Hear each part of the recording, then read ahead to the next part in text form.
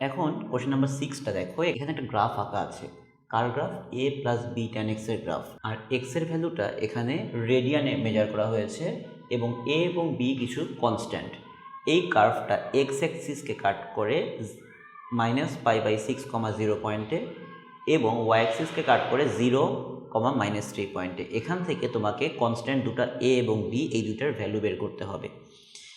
তাহলে আমরা অঙ্কটা শুরু করি। অঙ্কটা খুব সিম্পল একটা অঙ্ক। এখানে কি বলা হচ্ছে যে y = a plus B tan x.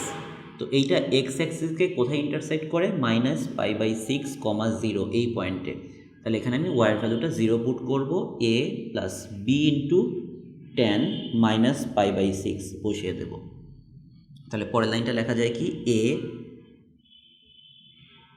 Plus B tan -π/6 এর ভ্যালু কত তোমরা কেউ বলতে পারবে? এর ভ্যালু হচ্ছে, ক্যালকুলেটারে যদি তুমি করো, এটার ভ্যালুটা হচ্ছে -1/√3 = 0। তাহলে a = b /√3।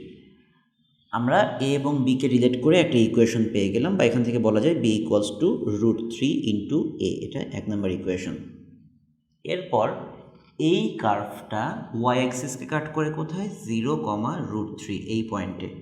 তাহলে ওয়াইয়ের ভ্যালুটা এখানে কত? √3 = a plus B into tan 0 মানে হচ্ছে 0। তাহলে এর ভ্যালু আমরা কত পেয়ে যাচ্ছি? √3। আর বি এর ভ্যালু কত পেয়ে যাচ্ছি? 1 নম্বর ইকুয়েশন থেকে বি এর ভ্যালু হচ্ছে √3 × a। এর ভ্যালুটাও √3, তাহলে বি এর ভ্যালু 3। তাহলে আমরা আমাদের a এবং b এর মান পেয়ে গেলাম।